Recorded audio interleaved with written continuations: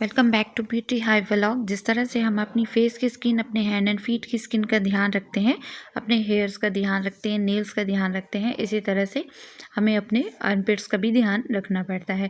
Summer हो गया है स्टार्ट, तो समर के अंदर स्पेशली पसीने के बाद स्मेल इतनी शदीद बाज़ौक़ात आना शुरू हो जाती है कि किसी के पास बैठना मुश्किल हो जाता है। तो अगर आपकी स्किन आर्मपिट से डार्क हो चुकी है या अगर आप इसकी केयर करना चाहते हैं या स्मेल से छुटकारा पाना चाहते हैं, तो ये सभी चीज़ों को सॉर्ट आउट करेगी। और जो रेमेडीज़ अभी शेयर करने वाली हूँ, इसको आप बहुत इजीली अपने घर के अंदर बना सकती हैं और ट्वाइस अ वीक या थ्राइस अ वीक आप इसको इस्तेमाल कर सकती हैं।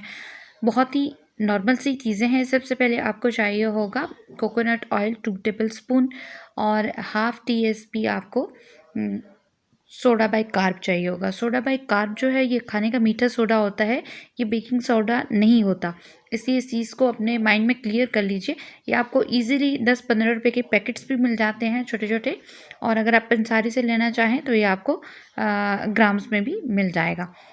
इन दोनों चीज़ों को आपने अच्छे तरीके से मिक्स कर लेना है कि एक अच्छा सा स्मूथ सा पेस्ट रेडी हो जाए। उसके बाद आपने क्या करना है, जिस एरिया पे आपकी स्किन जो है वो डार्कन हो गई है, वहाँ पर आपने 5 मिनट के लिए मसाज जेंटल हाथ के साथ करना है।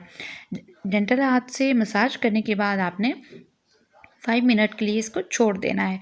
अगर आप मसाज नहीं करना चाहती हैं, कटी-फटी स्किन है, तो देन आपने मसाज नहीं करना है। ड्राई स्किन है, उसके ऊपर मसाज नहीं करना है, यानी कट्स पड़े हुए हैं, तो देन आपने क्या करना है कि इसको अप्लाई करके 20 मिनट्स के लिए आपने छोड़ देना है। 20 मिनट्स के बाद आपने इसको क्या करना है, हल्का सा नीम गर्म पानी लेना है, जो कि नॉर्मली हमारे पास अवेलेबल होता है। नॉर्मली टैंकी का पानी जो है वो गर्म हो चुका होता है, तो उसके साथ आपने इसको रिमूव कर देना है। खींच-तान के नहीं, सिंपल जेंटली इसको वेट करके और इसको रिमूव कर देना है।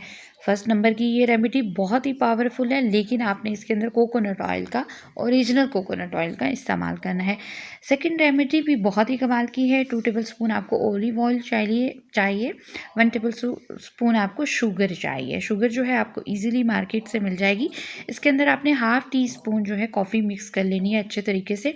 इसको मिक्स करने के बाद आपने इसका मसाज करना है 2 मिनट तक।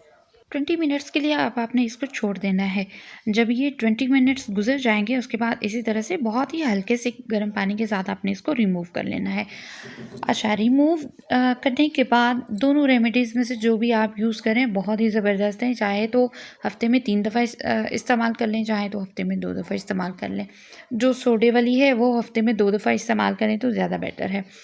इसके बाद आपने टॉवल के साथ रगड़-रगड़ के उसको साफ़ नहीं करना है। जेंटली अच्छे तरीके से उस पर से बस पानी को रिमूव कर देना है। Simple thing is that. और इसके बाद अगर आप चाहें तो इसको अगर सिर्फ़ आपने पसीने की स्मेल के लिए या डेंटल केयर के लिए यूज़ करना है, तो हफ़्ते में 1 दफ़ा इस्तेमाल कर सकती हैं।